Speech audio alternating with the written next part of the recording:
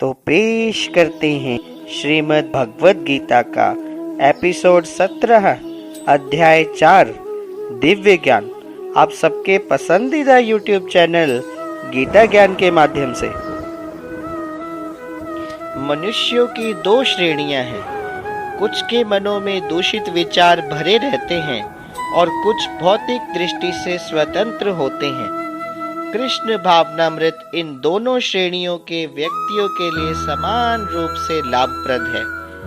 जिनके मनों में दूषित विचार भरे रहते हैं, उन्हें चाहिए कि भक्ति के अनुष्ठानों का पालन करते हुए क्रमिक शुद्धिकरण के लिए कृष्ण भावनामृत को ग्रहण करें, और जिनके मन पहले से ही ऐसी अशुद्धियों से स्वच्छ हो चुके हैं, वे उसी कृष्ण भावनामृत में अग्रसर होते रहे, जिससे अन्य लोग उनके आदर्श कार्यों का अनुसरण कर सके और लाभ उठा सकें। एवं ज्ञात्वा कृतं कर्म पूर्वैरपि मुमुक्षुभिः कुरु कर्मैव तस्मात्त्वं पूर्वै पूर्वतरं कृतं। प्राचीन काल में समस्त मुक्तात्माओं ने मेरी दिव्य प्रकृति को जान करके ही कर्म किया, तो इसीलिए हे अर्जुन, तुम्हें चाहिए कि उनके पद चिन्हों का अनुसरण करके अपने कर्तव्य का पालन करो। कर्म क्या है और अकर्म क्या है, इसे निश्चित करने में बुद्धिमान से बुद्धिमान व्यक्ति भी मोहग्रस्त हो जाते हैं।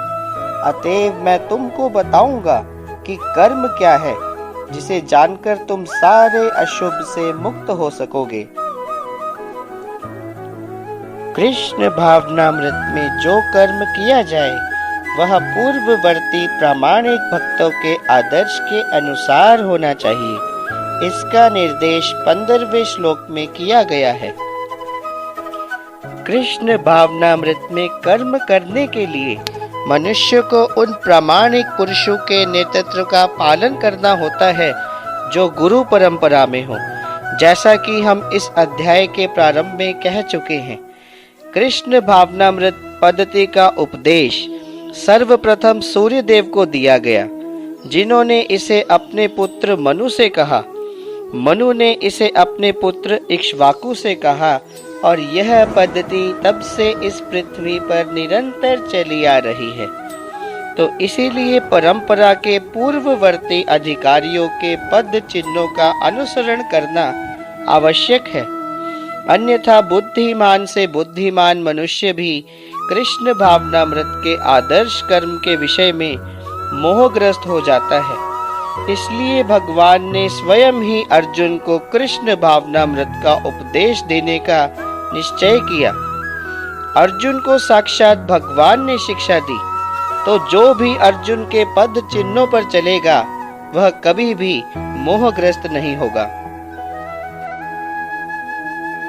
कर्मणि अकर्म य पश्येत अकर्मणि च कर्म य स बुद्धिमान मनुष्येषु स युक्त कृतस्न कर्म कृत। जो मनुष्य कर्म में अकर्म और अकर्म में कर्म देखता है, वह सभी मनुष्यों में बुद्धिमान है और सब प्रकार के कर्मों में प्रवृत्त रहकर भी दिव्य स्थिति में रहता है। कृष्ण भावनामृत में कार्य करने वाला व्यक्ति स्वभावत कर्म बंधन से मुक्त होता है। उसके सारे कर्म कृष्ण के लिए होते हैं, तो वह कर्म के फल से कोई लाभ या हानि उसे नहीं होती। फलस्वरूप वह मानव समाज में बुद्धिमान होता है।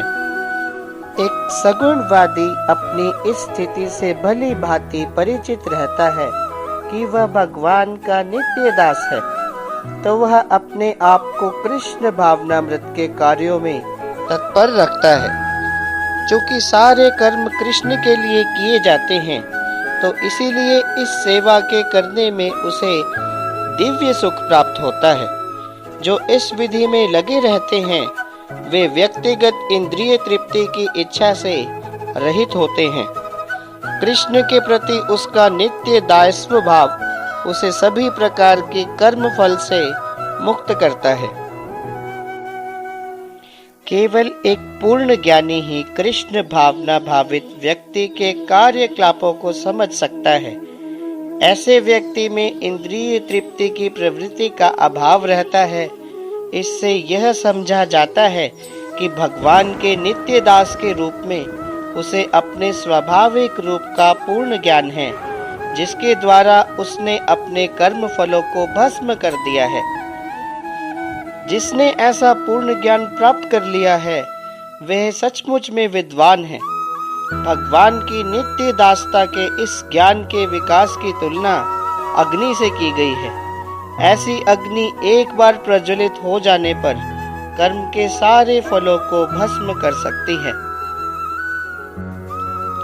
कर्मों के बंधन से इस प्रकार की मुक्ति तभी संभव है जब मनुष्य कृष्ण भावना भावित होकर हर कार्य को कृष्ण के लिए करे।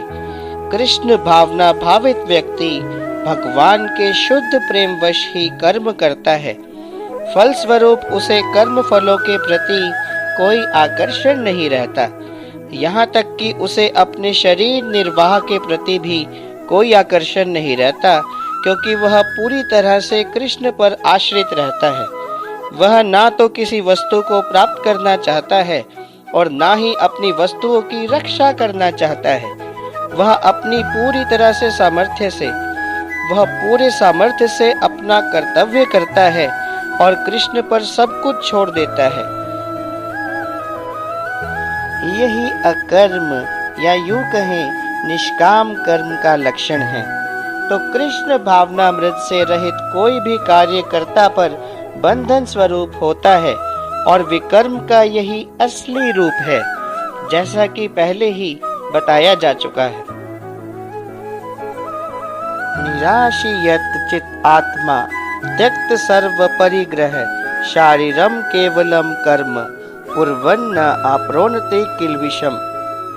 ऐसा ज्ञानी पुरुष पूर्ण रूप से संयमित मन और बुद्धि से कार्य करता है, अपनी संपत्ति के सारे स्वामित्व को त्याग देता है और केवल शरीर निर्वाह के लिए कर्म करता है। इस तरह से कार्य करता हुआ वह पाप रूपी फलों से प्रभावित नहीं होता। कृष्ण भावना भावित व्यक्ति कर्म करते समय कभी भी शुभ या अशुभ फलों की आशा नहीं रखता। उसके मन और बुद्धि पूरी तरह से वश में होते हैं। वह जानता है कि वह परमेश्वर का भिन्न अंश है, तो वह अंश रूप में उसके द्वारा संपन्न कोई भी कर्म उसका ना होकर उसके माध्यम से परमेश्वर द्वारा संपन्न हुआ होता है। जब हाथ हिलता है तो यह स्वेच्छा से नहीं हिलता, अपितु सारे शरीर की चेष्टा से हिलता है। कृष्ण भावना भावित व्यक्ति भगवद इच्छा का अनुगामी होता है, क्योंकि उसकी निजी इंद्रिय तृप्ति की कोई कामना नहीं होती। वह यंत्र के एक पुर्जे की भांति हिलता डुलता है। जिस प्रकार रख रखाव के लिए पुर्जे को तेल और सफाई की आवश्यकता पड़ती है, उसी प्रकार से कृष्ण भावना भावित व्यक्ति कर्म के द्वारा अपना निर्वाह करता रहता है, जिससे वह भगवान की दिव्य प्रेमा भक्ति करने के लिए ठीक बना रहता है। यदृच्छा लाभ संतुष्टः द्वंद्व अतीतः विमत्सरः समः सिद्धो असिद्धो च कृत्वा अपि न निबध्यते। एक कृष्ण भावना भावित व्यक्ति अपने शरीर निर्वाह के लिए अधिक प्रयास नहीं करता। वह अपने आप होने वाले लाभों से संतुष्ट रहता है।